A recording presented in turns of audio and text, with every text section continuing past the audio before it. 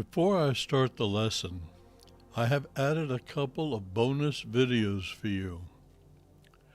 When I mention a bonus, I will then give you the name to click on. When the video is over, look below this video and click on the word More, and then on the video mentioned. It will automatically go into that video. If you are watching TV, then you may have to do a YouTube search for the video. Now, on to the lesson. This lesson is taken from the book of Hebrews, the 11th chapter. It is the only chapter in the Bible that focuses on faith. I never realized how powerful this verse is. I can't count how many times I have read it. Preparing for this lesson, I read chapter 11 very carefully and kept getting hung up on verse 1. It seemed almost impossible to fathom. But as I meditated on it, the meaning became clearer. It begins, "Now faith is the substance of things hoped for, the evidence of things not seen." As I said at first, this doesn't make much sense, so let's break it down. Now faith is the substance of things. Apparently, faith has substance. We cannot see it or feel it because we are in this physical world. But in the world of spiritual things, it is a different dimension. In that world, faith is apparently more tangible. Faith is the substance of things. What kind of things?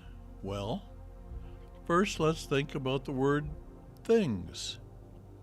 We live in a world of things.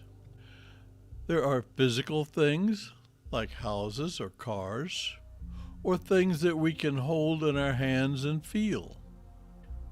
There are also things that we cannot see or feel that are not physical, like feelings and conditions.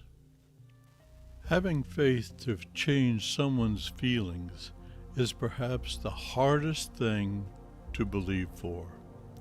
I'm not going there in this lesson.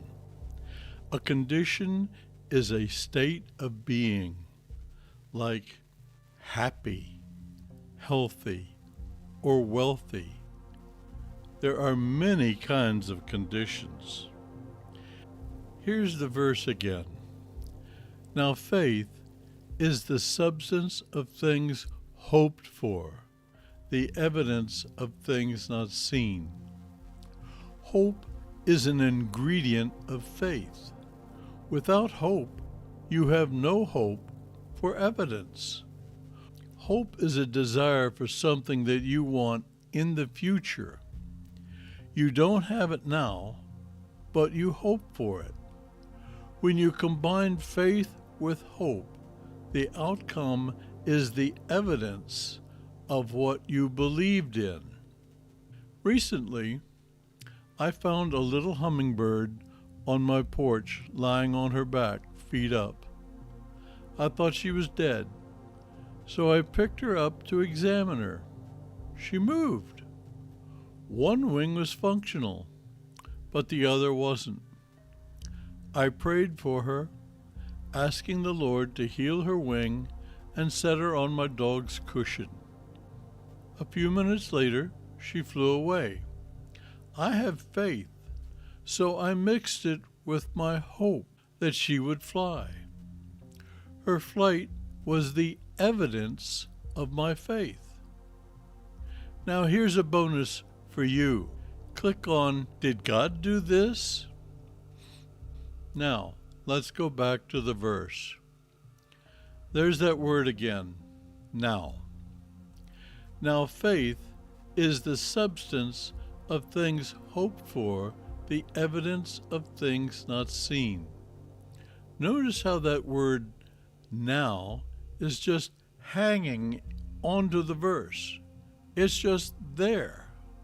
Whenever something in the Bible is there, try to understand what it is there for. The word now prefaces a sentence to get your attention. But I think the reason in this verse is different. It is the exception to the rule. It is talking about right now faith, not what you hope to conjure up tomorrow. Faith for miracles may take a while.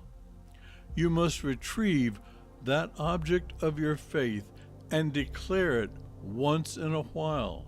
Keep reliving the original setting for when you prayed. Renew the memory. Otherwise, the hope will fade until it is gone or forgotten. Where there is no hope, there is no evidence. Don't let anyone steal your hope. That will cancel your prayer. Scoffers will tell you, with authority, as if they were the font of knowledge, that God does not heal today. Or they will say that God does not do miracles today. If you allow those words to remain in your head, you will be one of those people who say, I guess it was not God's will. I intended to continue this chapter, but I got stuck in verse 1 and couldn't pull free until the Holy Spirit was finished showing me what He wanted me to see. I hope that you enjoyed this lesson as much as I enjoyed putting it together. Remember, please like, share, and subscribe. It encourages YouTube to send it to more people. I have put my email address in the description. If you have any questions or comments, please leave them. Have you experienced a miracle? I would love to hear it. Sandra Brown in England sent me some last year, and I dedicated a video to her experiences. As a matter of fact, that will be a bonus. Click on Miracles from the UK. Thank you for your visit. It is truly appreciated.